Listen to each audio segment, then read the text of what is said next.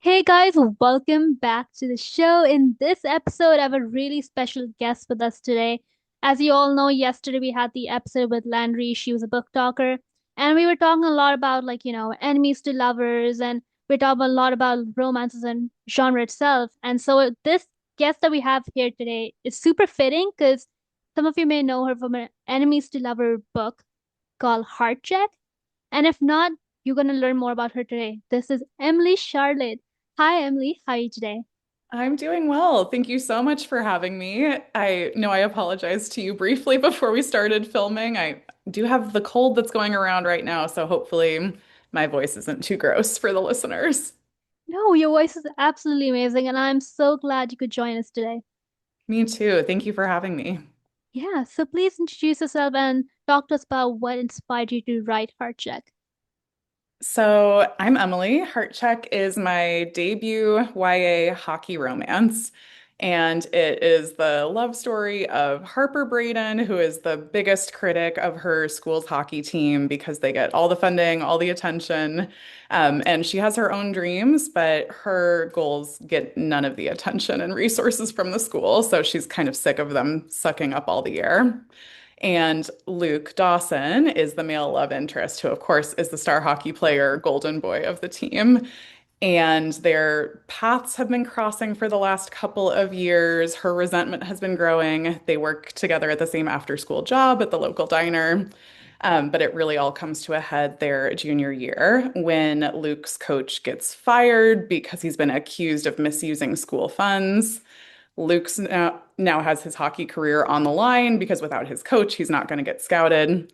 And of course, everyone thinks that Harper is the one who somehow leaked the news about where these funds are going. So she's public enemy number one.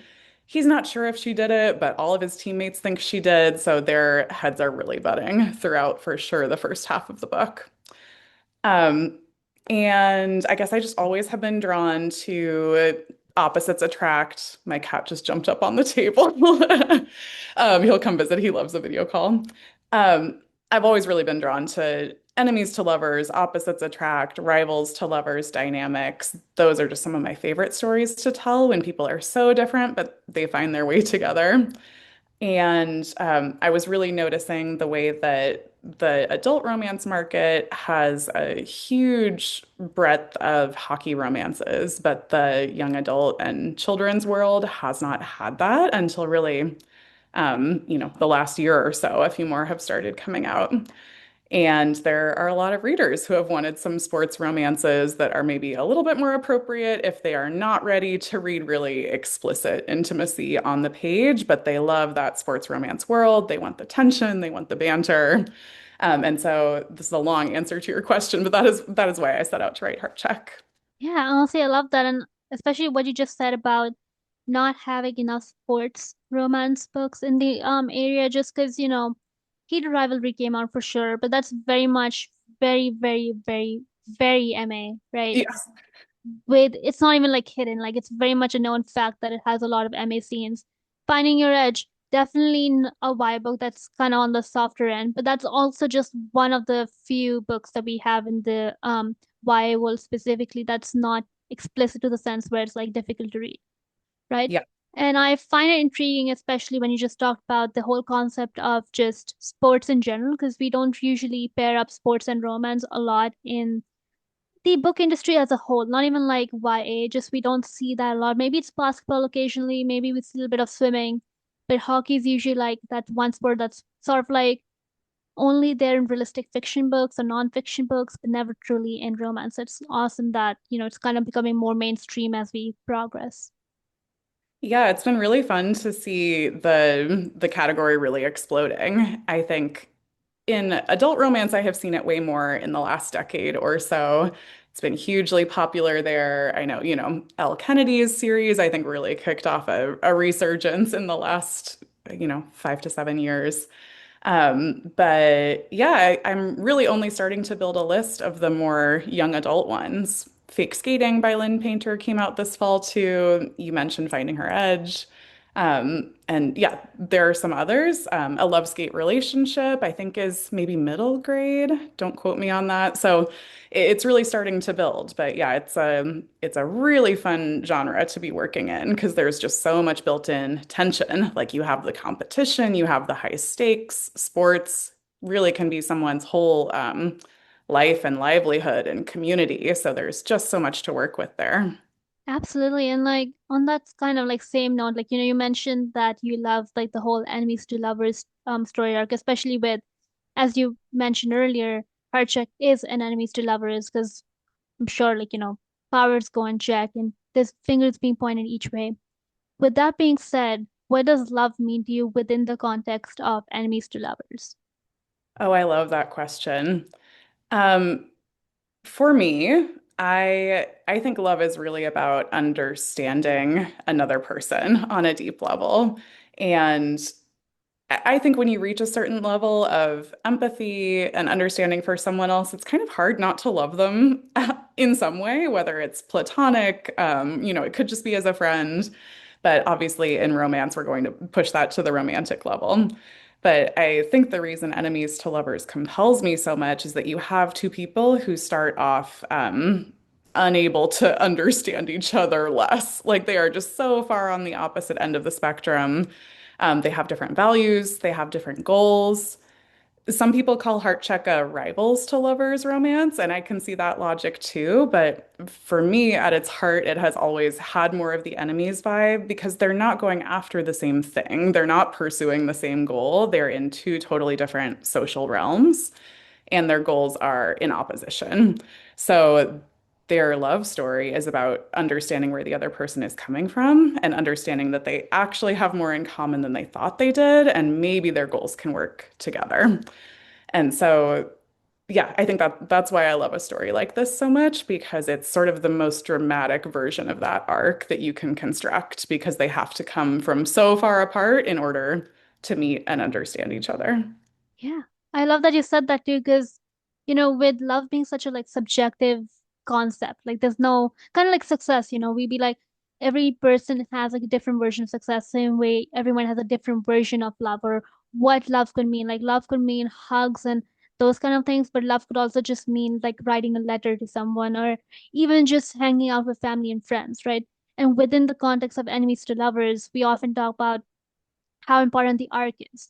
We want to have it be, we talked about this in our interview with the book talker, Landry.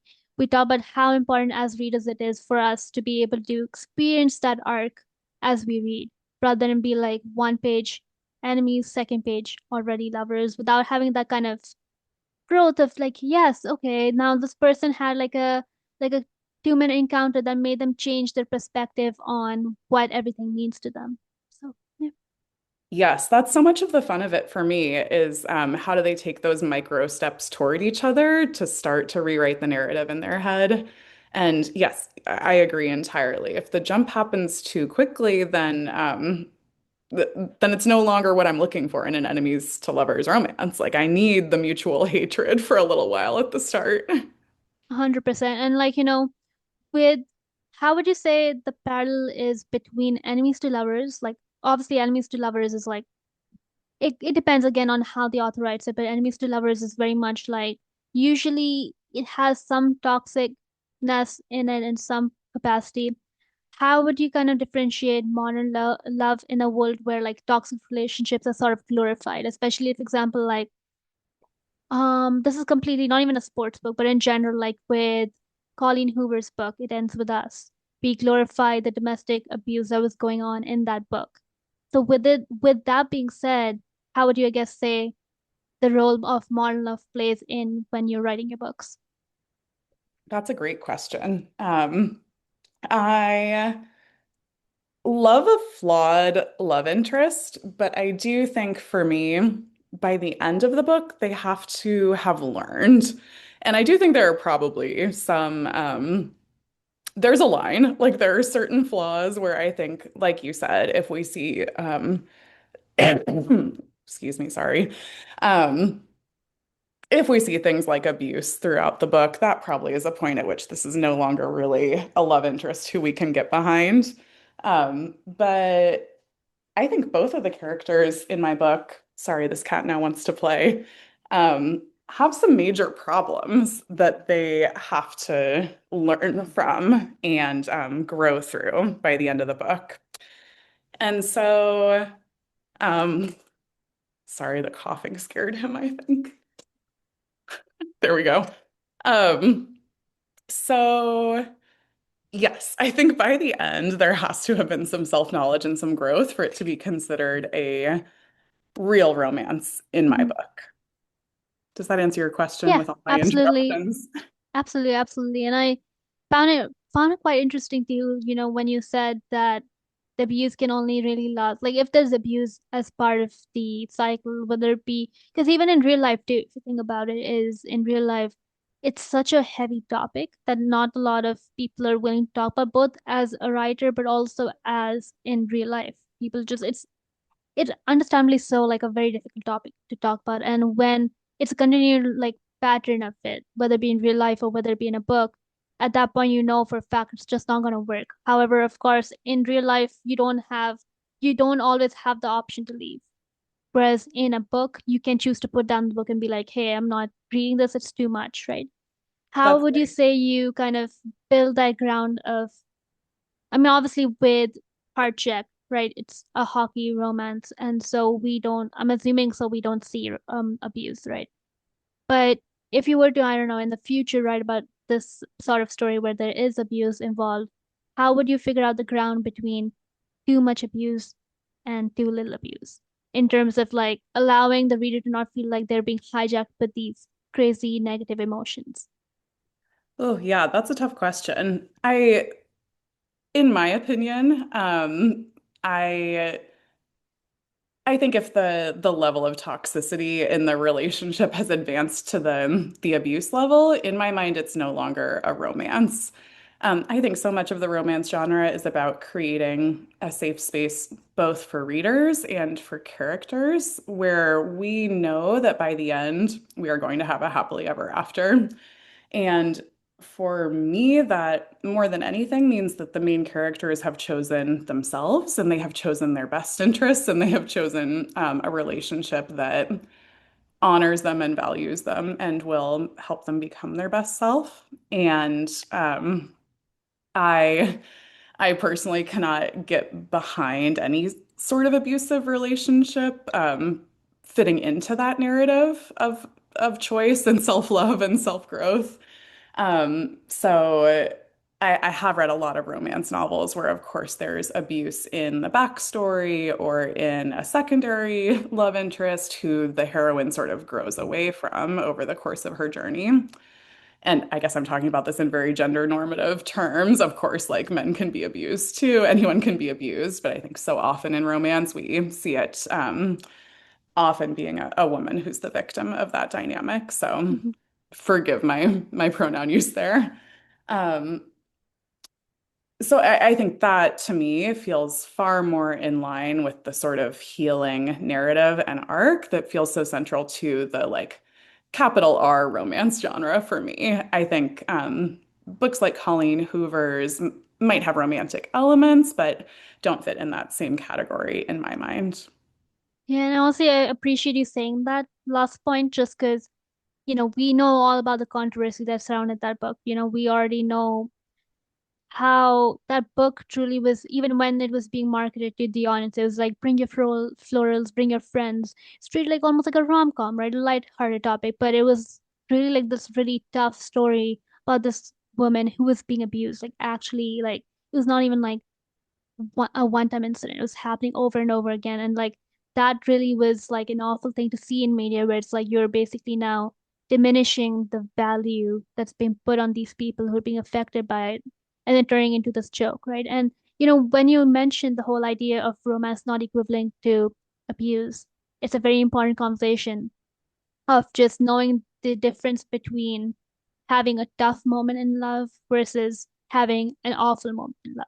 Not to say that, because abuse is abuse, whether it be a little bit or not a lot, or That's or a right. lot, it's literally still abuse. So I think that's just, I'm glad you put that in words because I think that's just something the whole book community and the media community needs to learn about is we can't really make these big, heavy topics and turn them into romance unless we can justify why we're calling it romance. That's right. Well said. So now my last question, just to keep things a little bit lighthearted again, is what would your favorite, I guess, with the book being released in November, um, what would you say would be your favorite part about writing the book overall? Oh man, it has been so wonderful to watch this book find its readers. I have been writing for many, many years, and I have always found so much joy just in the creative process. I love getting to get to know my characters and create situations that really bring out the best and the worst in them. So that has been a constant throughout my process for the last decade or so. But the thing that is really new with Heartcheck is getting to share that with more people. And that has been just the greatest privilege to see readers, especially teen readers, really fall in love with Harper and Dawson, seeing their fan art, seeing their reaction videos. That is just something that I will never take for granted. Yeah. And I've seen some of the fan art, like some of them are just truly magnificent. Like you can truly be like, wow. And I think that's just the amazing part about like the book community and just like movie communities and pop culture communities is the fact that when there's a fan base or even the lack of a fan base, the people behind like the scenes, whether it be in the production of a book or even just people consuming the book or later on, they're so invested in like even with heated rivalry, for example, like we have a lot of people like talking about it on social media and creating fan art and fan edits and things. And that's just such a cool part about this is you're writing it for yourself in a way, but then in the end, especially as a debut author, you're now essentially now for the people. Exactly. Yeah, being part of a fandom is so wonderful, and getting to see even a small little fandom amass around something you have made is just magic. Absolutely. So, what are your last words of advice or just any small little pieces of encouragement you have for our listeners today?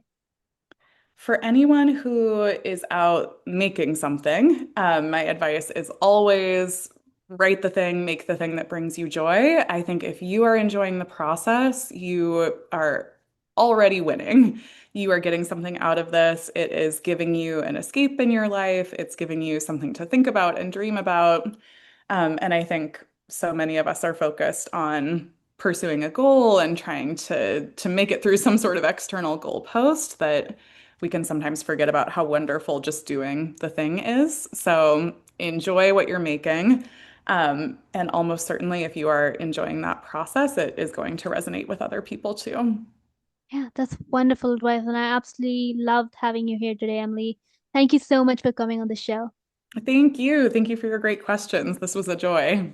Yeah, thank you so much, everyone, for listening to the episode today. I hope you all enjoyed this episode, and I hope you check out Emily's latest book, Heartcheck. It's available on platforms. It's been out for a while, actually, but make sure you check it out. Make sure you follow her on socials, and I'll be linking her work in the show notes. So be sure to check it out. Anyways, this is all for today, and I'll see you all next week. Anika Goyal out.